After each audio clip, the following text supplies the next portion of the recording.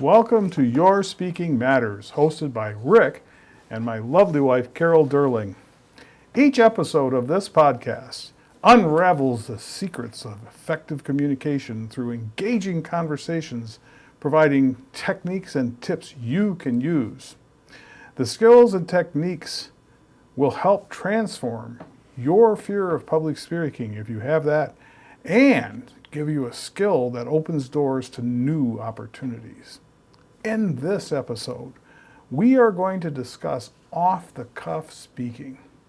That is a situation where your boss, a loved one, your brother, somebody, a friend, comes up to you and asks you a question, and you feel like a deer in the headlights. How do you handle that situation? The person who we're going to interview today, who has a lot of experience, is Distinguished Toastmaster Carol Durling, who happens to also be my wife. Carol is the Vice President of Education for Confident Communicators Toastmasters Club in Shelby Township, Michigan. Carol, can you give our audience a bit of an outline of your background? I sure can, Rick. I am retired from IBM. While I worked for IBM, I joined Toastmasters to become a more animated speaker, especially when I was giving presentations online, such as Teams or now Zoom. I wanted to become more animated. Since I've retired, I've enjoyed Toastmasters. I am trying to help others become more confident speaking. So you're a retired IBM, consultant? Yes. And you worked with executives all the time? Yes. And is that part of the reason why you determined that you needed to improve your speaking skills? Absolutely. So that really helps as an entry into the C-suite, is being able to express yourself clearly and with enthusiasm. Would that be a correct statement? Yes, absolutely correct. So with that background, you've obviously had a lot of opportunity to have to answer questions off the cuff. What strategy do you use when you speak off the cuff? When I'm given a question off the cuff, I pause, listen, maybe verify the question. And in that time, I think about my main point, my main message. You can't think of everything you're going to respond to, but I find if you think of the main message, then you're off to the start. Right off the bat, you're telling the audience or the person asking a question exactly where you're going.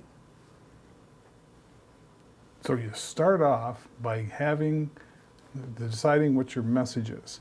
Now, what do you do once you've determined your main message? Then you decide what one point would support that message.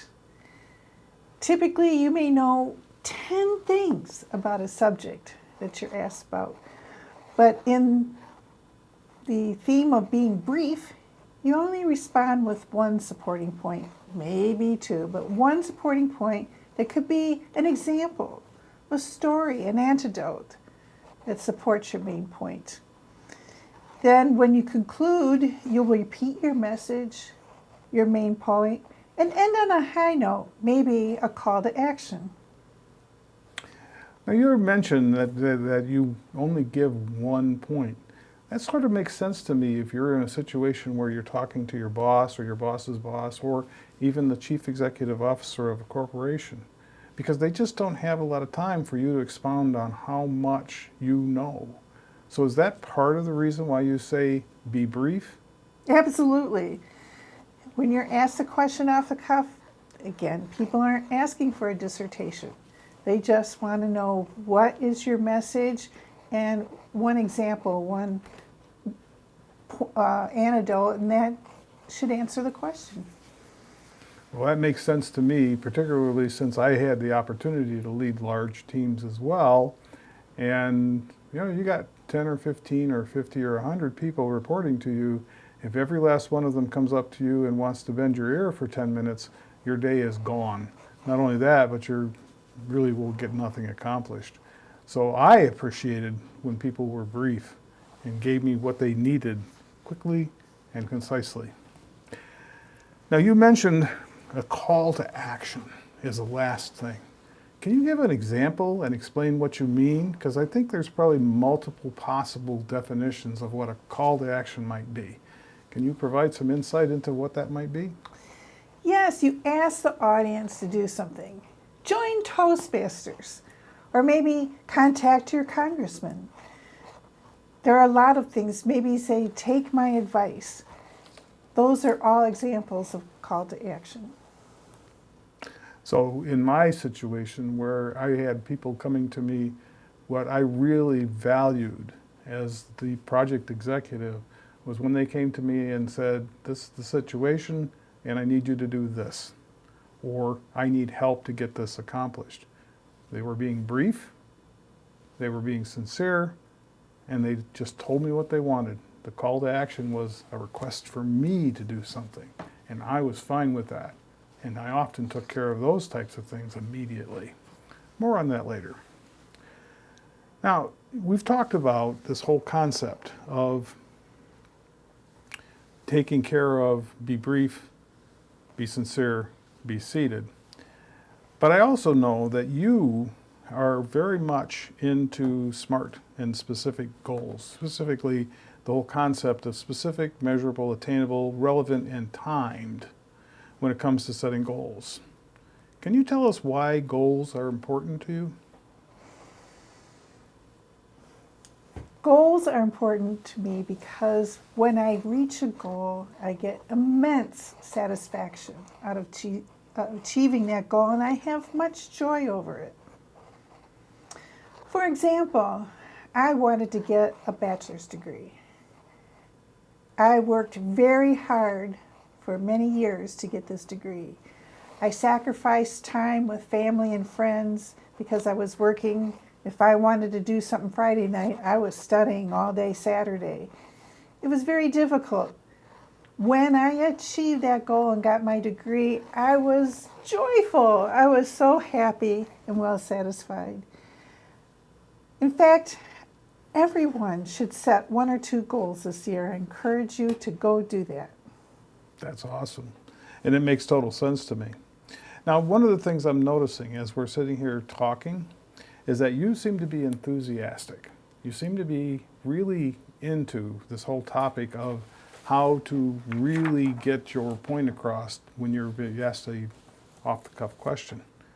So perhaps this isn't an off-the-cuff question, but do you have any other additional tips? Maybe how you keep your enthusiasm for something. Do you have any other tips that you want to share at this time? When you give an off-the-cuff response, definitely use body language. Definitely smile. Maybe use some hand gestures. Keep eye contact with the person who asks the question or the audience. If you're online, eye contact is with the camera. Know where your camera is. It's at different positions depending on if you're on an iPad or if you're on a PC. Looking at that camera is connecting with the audience. Well, those are really outstanding tips, and I think that I really relate to that last one, that eye contact is so important. And it's uncomfortable when you have to be in eye contact with a camera all the time. It's kind of weird to just stare at that little unblinking eye and just look at it as you're talking. So there's a skill that's associated with having to be able to do that. Do you want to add anything to that? I do. I meant to add that you need to practice, practice, practice. In Toastmasters, we have an exercise in every meeting called table topics. That's where someone asks you a question and you have 1 to 2 minutes to answer. Practicing helps you gain the confidence and build your skills of doing this very thing over time. That's not enough. Practice with your family, friends. Make it a game around the table. Ask questions and give your 1 to 2 minute responses. I guarantee if you do this, not only will you become more confident answering off-the-cuff questions, but you'll become more confident speaking in general. Totally makes sense to me, and that's actually one of my favorite parts of every Toastmasters meeting is getting to the table topics session and getting asked a question that you don't know what it might be, and having to marshal your thoughts to be able to address it in an effective way. And you've got another point? I have another point. In summary, just like I did when you asked me about goals, and I paused, I thought of my main message was the sheer joy of achieving goals. I gave an example of going after my degree. And then I gave a call to action to entice everybody to set 1 or 2 goals this year. I think I smiled throughout. I definitely was trying to keep eye contact with the camera. In the end, you need to be brief, sincere, and be seated. Wow, I think this is really dynamite to have that, and to remember always to take that pause when somebody asks you a question. And if you're not even sure what the question is, it's totally legitimate to repeat the question, right? You can do that. Yes. Just as a way of expressing to the person, your question's important. If you take that moment, not only do you get a chance to think through what you want to say, but you're also calming yourself down. And that's one of those really outstanding techniques that speakers use to allow them to get over some of the jitters that we all have. So I think this whole idea of be brief, be sincere, and be seated really applies in almost any social situation you want to talk about. Well, Carol, I think we're getting close to the end of our time. And I really do thank you for your insight into answering those sometimes difficult off-the-cuff questions. How to marshal your thoughts, how to pause for a second, how to stay enthused about the topic that you're being asked about, and getting to the point quickly and taking a seat. I really do appreciate your participation in today's podcast, and I look forward to many more with you as we continue our journey in providing tips for people. That is the end of our podcast for today.